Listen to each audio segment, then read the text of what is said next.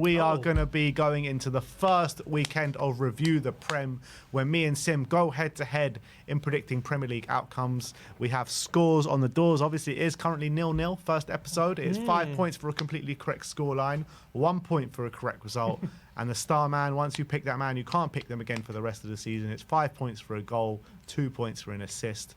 And let's get straight into the weekend's action. It's Manchester United who kicked us off against Fulham. 1-0 to Man United. Sim went 2-2. I went 2-1 Man U. So I got to put the first point on the board this weekend. And I thought Man U deserved their win. Maybe not the most enthralling performance from them, but I thought they had numerous amounts of chances in the game where they probably should have put away more than they did.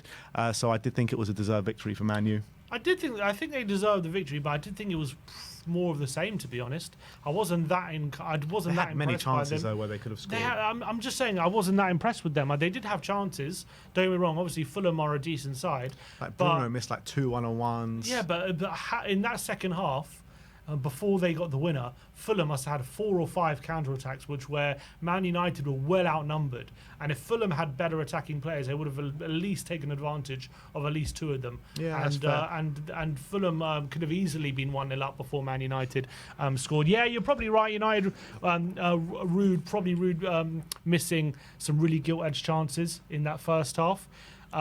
So they'll feel like that late goal was deserved for the chances they created early on. But I also think if they would have dropped points, I don't think they could have complained too much with how much encouragement they gave Fulham as well. So look, they got the win. They'll take it. I wasn't that impressed, but I think they deserved it just about. Yeah, it was deserved 3 points in my opinion. Let's move on. Xerxes getting the winner. A really nice finish from him, and he comes off the bench and makes a difference. Yeah, his little flick at the near post, right into the corner. Wasn't a goal that tell me, he's going to score loads in this league, but really nice goal to get to mark your debut. Yeah. Ipswich against Liverpool, so Premier League newcomers against a managerial newcomer in the Premier League in Arne Slot. 2-0 to Liverpool at Portman Road. Sim went for 2-1, I went for 3-1, so we both get a point on the board for this one.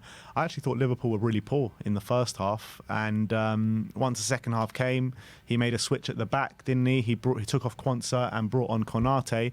And I don't know if that particular switch made all the difference, but they were a lot more aggressive. They were very creative, and they thoroughly walked away with 3 points. I thought they were brilliant in the second half. Yeah, I thought so. And they probably could have won it by more than 2-0 in the end with some of the chances they created late on. First half, yeah, Ipswich were well in the game, and they were causing them troubles. Hutchinson was causing Liverpool trouble on that right-hand side. They looked like they were getting in that back line. They didn't really create too many clear-cut opportunities, but definitely giving Liverpool something to think about. So once Liverpool made those changes, they definitely dominated. Trent, I thought, was gaining a lot of influence. Trent was brilliant in that second half. I think a lot of his passes were a big reason as to why Liverpool got into the lead. Obviously, Salah getting a goal and assist, Jota getting on the score sheet as well.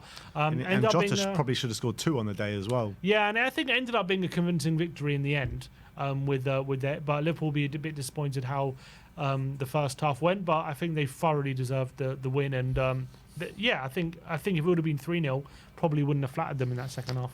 Yeah, absolutely. So, but I think a good start to Arne Slot's tenure at Anfield for sure.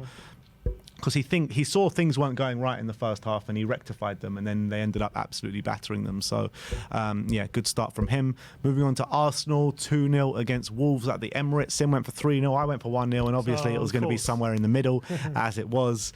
And I think it was just more of the same from Arsenal that we saw last season. I don't think it was like a scintillating display from Arsenal, but they did more than enough to win the game. Good goals from them, particularly from Bukayo Saka. There was a moment in that second half, though, wasn't there, where Wolves kind of were growing in influence in the game. I thought there was a presentable chance. I can't remember who it was for. Cunha, where it was a really bad pass out the back from Saliba, I think it was. So if he puts that away, you never know what could have happened. But ultimately, it was a deserved 3 points for Arsenal. Yeah, I actually thought Wolves had a bit more of the game than I thought they would in this one. Obviously, Arsenal take a lead fairly early through Kai Havertz. Good crossing by Saka. Havertz continuing his really good form, getting ahead of the keeper and heading into the empty net. I think keeper will be a bit disappointed, but have to say it's good quality from Saka and good run from Havertz. So he just gets ahead of the keeper, makes it 1-0. I did feel like, though, 1-0, up until Arsenal scored their second, Wolves had about 2 or 3 really good chances to make it 1-1. And with a bit more quality, probably would have done so. There was one where a cross comes in from the right-hand side from Hwang, and then the striker Larson gets ahead of Saliba with a flick header, and it needed an unbelievable one-handed save from Raya to make sure that they didn't make it 1-1. Then William Saliba gives the ball away right on the edge of his own area, gives it straight to Cunha. He's got a one-on-one with Raya, and unfortunately the finish was on his left foot, and he completely just undercooks it and goes straight into Raya's arms. But that was a really presentable chance for Wolves to make it 1-1 as well. And I thought at that period, if you asked me on the balance of play at 1-0, who was more likely to get the next goal, on the balance of play, you probably would have said Wolves, how the game was going. But Arsenal get that second goal, which, by the way, comes from a really good piece of play, because they win a free kick in the middle of the park. And I think the Wolves players are too busy complaining. Havertz takes it quickly, gets it very quickly out wide to Saka, who cuts inside and smashes it in for 2-0. Once the game goes to 2-0, the game is dead at that point, especially with the lack of quality in Wolves' front line. And then at that point as well, Arsenal could have probably won it by 3 or 4 because of the chance they created at 2-0. But I have to say, a 1-0, Wolves could have definitely been in that game. Yeah, but still, a deserved victory for Arsenal nonetheless. Everton against Brighton. It did finish 3-0 to Brighton at Goodison Park. Sim went for 1-1, as did I. But I thought Brighton were scintillating on the day, and I think they were probably the standout team of the first weekend in the Premier League under new manager. It doesn't matter who comes in. It seems like they get better and better with every manager that goes by, because Potter did a very good job at Brighton. De Zerbi comes in and he takes them up a level. And this manager has come in and he's had an absolutely storming first game of the season. I always butcher his name. Fabian Hertzler, isn't it? Hertzler. Is it Hertzler? Yeah. I thought Mitoma was absolutely back at it after maybe an underpar season last year. Yakuba Minta comes in for the first game, and I thought he was absolutely brilliant. He did go off injured. Dingra comes on and gets a goal and an assist. Danny Welbeck, goal and assist in the first game of the season. And Everton just... Look, they created a little bit in the first half, but second half, after the sending off particularly, they had nothing in the game. Yeah, and I thought...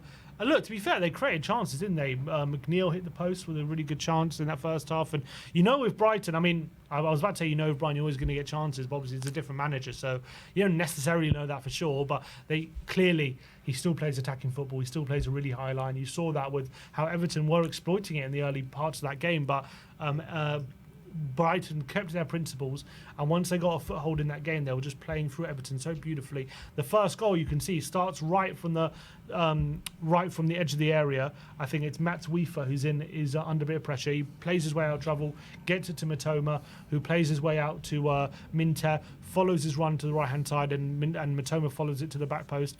And look, every signing they make seems to just be unbelievable. I was really excited about Matt Wiefer, and I thought he had a brilliant debut. He got an assist for the second goal for Welbeck as well, and then obviously once Young gets sent off, it was obviously it's game over. And then who got the other one? Dingra gets the third one with a really nice finish.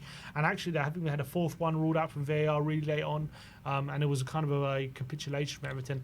I'm a bit worried about Everton, to be honest. I know they Sean Dyche did really well last season, kept them in the Premier League, given the points deductions, and did well, but again, I'm watching some Everton fan channels, and all doesn't seem too well at the moment.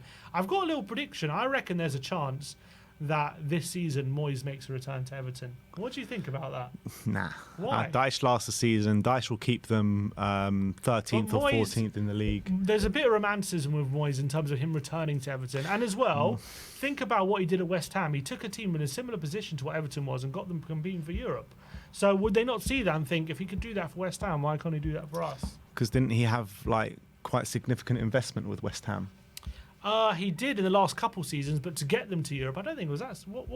What big signings did they have when they won the Conference League? I can't remember off the top of my head. They had people like Rice already there, Antonio. Did they have big signings when they won the Conference League? I mean, didn't they sign? Bowen was fairly. What's his name for quite a significant fee? Benarama from the Championship. Yeah, but was he a main player for them? Yeah, I guess they did sign him, but like Bowen was from the Championship. But Everton are struggling with money because of this stadium. I can't see Moyes going in there and making a massive impact. But I can see them. I can see the appeal. I can Maybe see the appeal, bringing but Moyes back. I don't think it works. First and foremost, I think Sean Dyche is a good fit for Everton. I think he had a good season there last year. If it wasn't for the points deduction, they would have stayed clear from relegation by some way. And one early season defeat to a really good Brighton side, who were the standout performers in the first weekend of the Premier League, doesn't make me change my mind on that. Look, Dyche is a good manager. He's good if you want to be in a relegation battle, and he's good to keep you up. I've just got a feeling if Everton want to get beyond that, it could bring in They need Moyes investment. back to the answer. They need investment. They need investment as well. Obviously, Dyche knows how to work on a budget. I think Moyes knows how to work on a budget as well. He did it for years at Everton previously. So, I don't know. I've just got a feeling. I can't see Moyes doing any better with this Everton side than what Sean Dyche is doing. He might not, but I've got a feeling that Everton might be tempted by the fact that he's available now. And he's obviously an Everton legend. He did really well, West Ham. You're always swinging the Sean Dyche out narrative. You did it last season as well. I thought after the really poor start they had.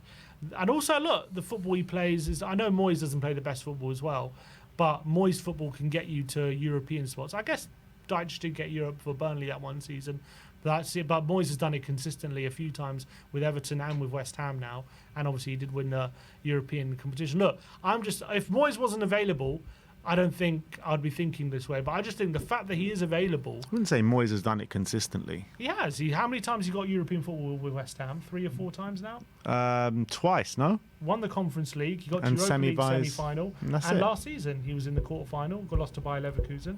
So 3 times. So 3 times. How many times did he get to But the Europe with West Ham Everton? team was a lot better. A lot better. Everton and West Ham, how many years apart are they? With Everton, when he was back in 2000 and whatever, how many years did he get Europe with them? Probably quite a lot. He has consistently gotten European football as a manager. I think if they think Moyes is the answer, I think they're deluded. They might do. I just got a feeling. I've got a prediction that if things do go bad with Dyche, I reckon they bring Moyes back. I'll make you a bet live on stream right now. That's not going to happen. What, they won't bring Moyes back? Yeah. All right. How much? What's the bet? Another costume. Another bet? costume bet. All right, another costume bet. What, by the end of the season? Yeah. Okay. By the end of the season, Moyes will be Everton manager. Way harder, so it shouldn't be like that. That's his prediction. If you did it on Sky Bet, you'd make so much more money. This ain't Sky Bet. This is live stream. Anyway, let's move on. Newcastle against Southampton. Newcastle won the game by 1-0. Sim went for 4-1. I went for 3-0. And do you know what? I know Newcastle went down to 10 men and showed a really gritty performance, really good defensive display to come away with the victory. Joe Linton scoring the goal. But even before the man got sent off, Fabian Schär, which we'll get onto in a minute, I felt like Southampton were really, they were dominating possession. They were putting it on Newcastle. They were performing really well. They just couldn't put the ball in the back of the net. And that carried on after the sending off. I think they had about 74% possession throughout the game. Really impressive from Southampton in their opener away at St James's Park. They did suck a punch on there, though. They did go up the other end and get a goal with Joe Linton. Really bad mistake. But that sending off, man, that's just not a sending off. Like, Fabian Schär hardly even leans in. And Ben Berrington Diaz makes a whole meal out of it. Should be winning an Oscar for that acting performance. In fact, I think it's an absolute disgrace. If you slow it down, Diaz goes into Schär. If you slow it down. Literally. So it was a terrible decision. I think VAR should have probably overturned it or whatever. I think a yellow card for both players would have been fair. I don't think Schär should have been getting sent off for that. I thought it was ridiculous.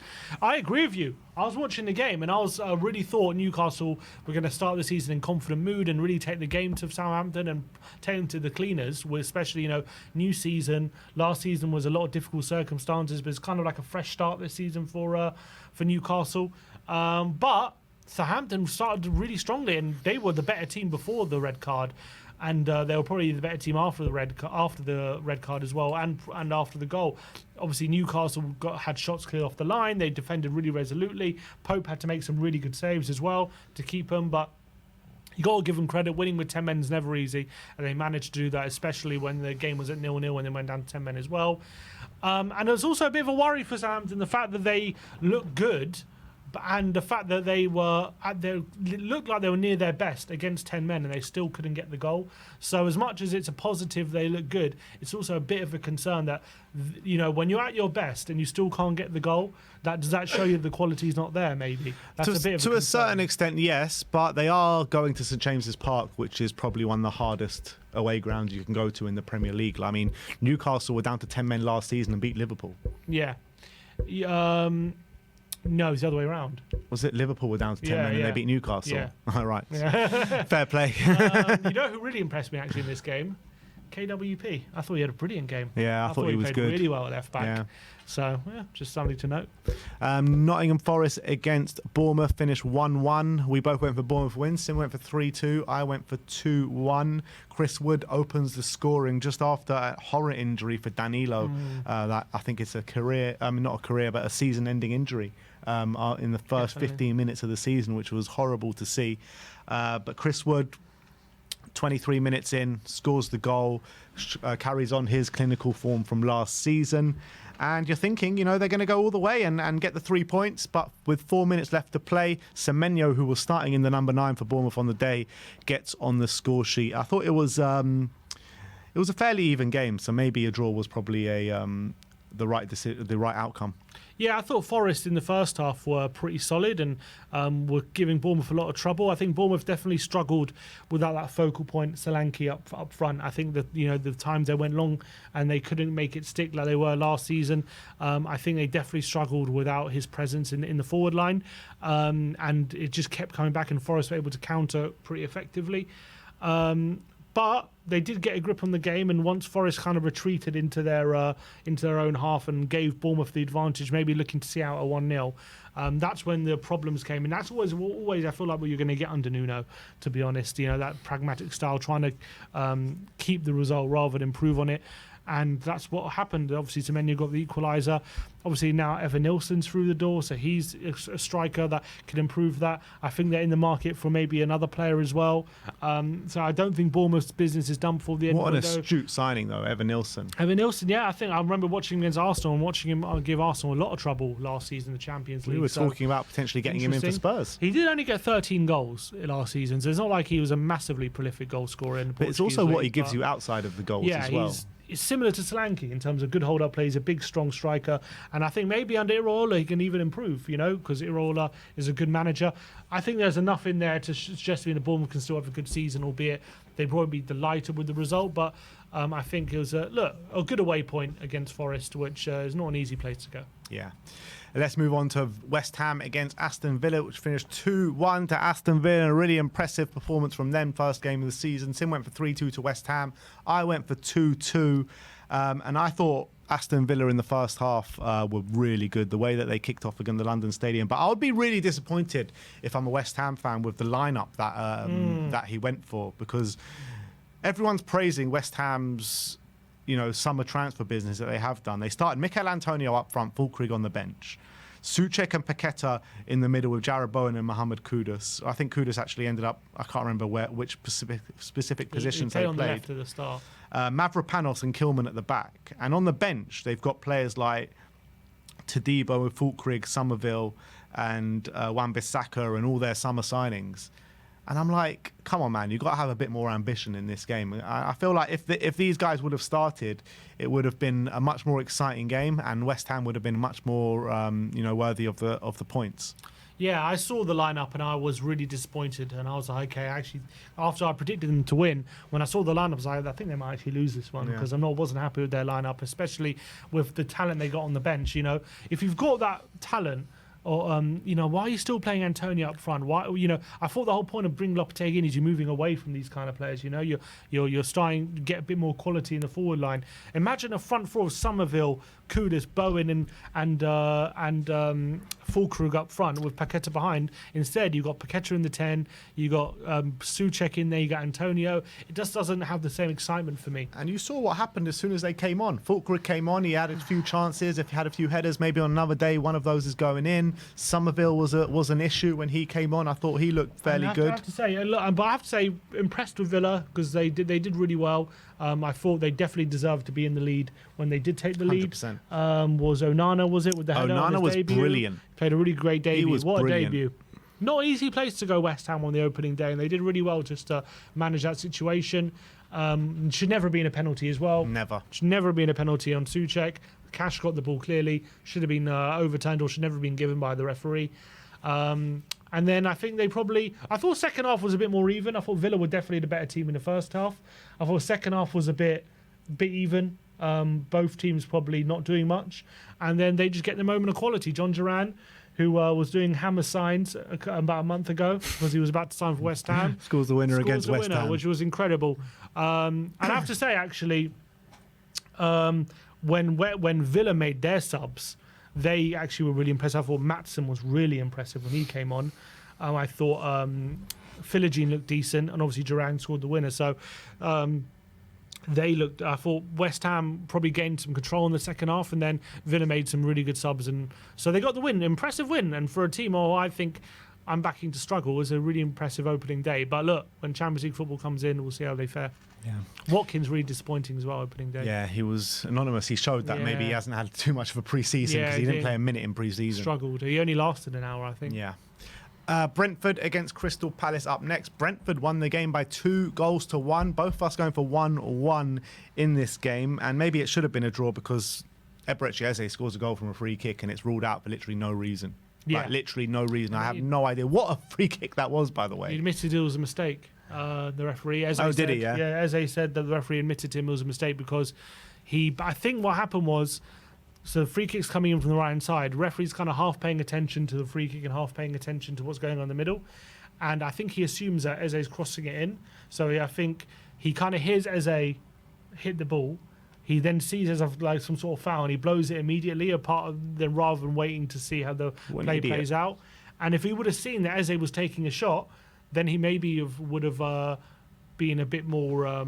He would have waited to blow his whistle. But I think he assumed that because Eze was crossing in, that what was happening in the centre was going to have a material effect on what on that set piece. And it was just an error, a big screw up, and we were robbed of a brilliant free kick from Eze, unfortunately. So that was a big shame. A bit disappointed in Palace, to be honest. I thought they started really well. Yeah, they started well. Obviously, that goal gets chalked off, and then a minute later, Mbeumo scores with a brilliant goal of himself by Brian Mbeumo, who again to me shows he should be someone who is talked about with moves. In my opinion, I think he's so good. A brilliant goal from him.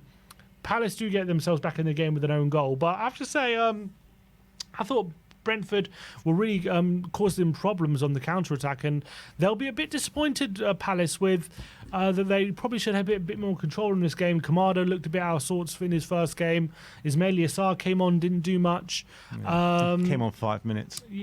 So, look, probably a draw might have been a fair result, but obviously a bit disappointing with the goal they conceded right at the end. Worcester tapping at home after a bobble, and Henderson couldn't keep it out. Yeah, Henderson's a bit poor there, but I felt like once Mbeumo scored, it kind of knocked the stuffing out of Crystal Palace, and Brentford were the much better side going towards the end of that first half. They were playing some really nice football. They really were. Considering how Palace ended last season, I thought saw a bit more of a confident Palace, but no Elise, it's going to take a while to adjust to that, I guess. Yeah, and no Tony for Brentford. And no Tony. Tony was out the team. Thomas Frank pulled him out because there's some potential transfer activity there. They're saying potential Saudi move for Ivan Toney. But nonetheless, didn't take anything out of Brentford's performance because I thought Wissa and Mbeumo both played a really good game. A golden assist for Wissa and a goal for Mbeumo. Yeah. So let's move on to the big game of the weekend, which was Chelsea against Manchester City. It finished 2-0 to Man City. Sim went for 2-0. He gets the first 5-pointer of the Predict the Prem this season. I went for 3-2 to Man City, so I only get 1 point, which leaves it on 8-5 to Sim. What did you make out of this one? I thought both of them didn't really play at their best.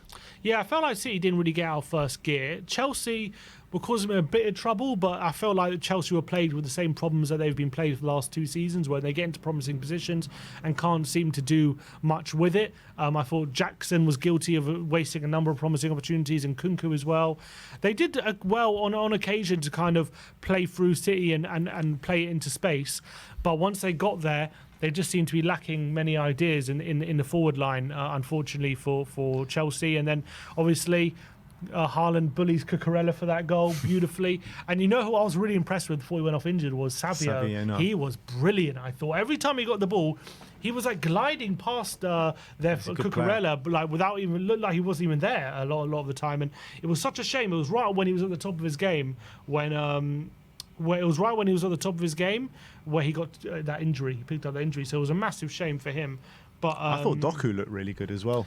Doku was frustrating. I thought he looked good. He looked really good. I thought he looked quite wasteful, albeit he was involved in the goal, which was quite good.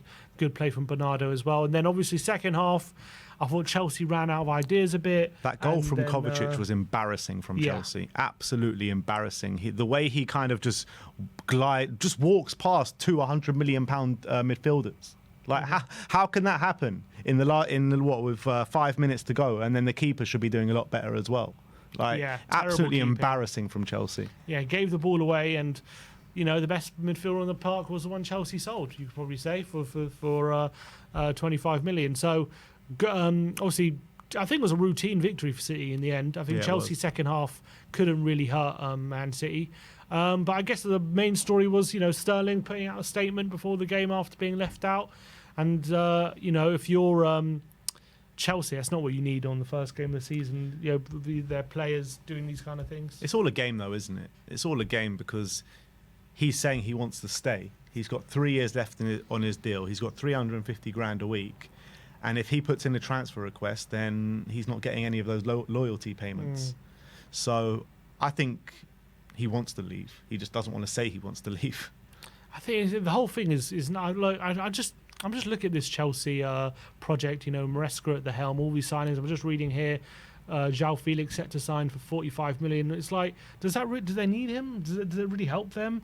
I completely agree with Carragher. They just need to stop signing players. Like, it's just so much. Yeah. It's just so unnecessary, and I just don't think it helps them at the end of the day. Like, to get them to where they just think more signings is the answer. I don't know if they've got a good team there. They just need to gel them, but they've got like a squad of like 2,000 players. It's crazy. I don't know. I don't know what they're playing at, to be honest. But you look at that starting 11, it's a good 11. They just need to gel. They've got a good 11. I don't think that the quality of player at Chelsea's hasn't been the problem in the last 2 years, in my opinion. They've always had good teams. It's been something more deeper than that, in my opinion. And last but not least, Leicester against Tottenham. It finished 1-1. Sim went for 3-1 to Spurs. I went for 2-1 to Spurs. And when Leicester equalised, I was like, come on, 5 points coming my way. But it didn't seem to materialise that way. Spurs were brilliant in the first 45, just couldn't get the killer goal, unfortunately. And Leicester score against the run of play. They put it on Spurs for a little bit. They can't find the second goal. And then the momentum swings again. And Spurs were on top and just couldn't find the winner. Yeah, frustrating opening day for Tottenham, especially given a lot of pretty much all our rivals got off to a winning start. So this draw will definitely sting a bit. But there was enough good football to be played for Spurs to be, excited still what we can do. But you've got to sort out these defensive issues. Otherwise, it could be a long season. We'll have to wait and see how it goes. But very frustrating opening day draw. Yeah, absolutely. And we move on to the star men. It was a Newcastle head-to-head. Sim went for Isaac. I went for Jacob Murphy. Jacob Murphy did go off after 15, 20 minutes after the sending off. So obviously he got 0 goals, 0 assists. Isaac got an assist and 0 goals. So Sim used his Isaac card just at the expense of an assist. And you use your Murphy card? Oh, God. So Sim, I was when the sending off, I was like, oh, my God, am I going to get 0 for Isaac? You take the assist then? I got the assist. I'll take it. Yeah. Better than nothing. So Sim ends up this week on 10 points, double what I've got in 5 points. So a good start to the season for Sim. It's never over till the last day. I've come to learn that. They City here all smug throughout the whole of last season. And he got what came to him. So we'll see what happens this year. But that is the first week done and dusted. We'll be back on Thursday for another episode of Predict the Prem.